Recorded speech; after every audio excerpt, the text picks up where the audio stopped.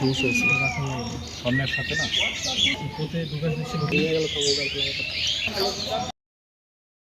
বিসমিল্লাহির রহমানির রহিম। উপস্থিত সাংবাদিকবৃন্দ এবং অন্যান্য সকলে আসসালামু আলাইকুম।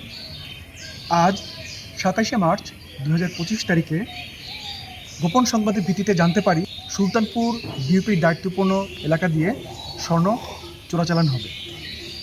এই গোপন সংবাদের ভিত্তিতে ৬ বিজিবির একটি বিশেষ টহল দল পূর্ব থেকেই ছয়ঘরিয়া প্রাইমারি স্কুল বিদ্যালয় দর্শনার পাশে গোপনে অবস্থান গ্রহণ করে এবং সময় আনুমানিক ১৬০০ ঘটিকার দিকে আফসার নামক ব্যক্তিকে একটি মোটরসাইকেল সহ আটক করতে সমর্থ হই।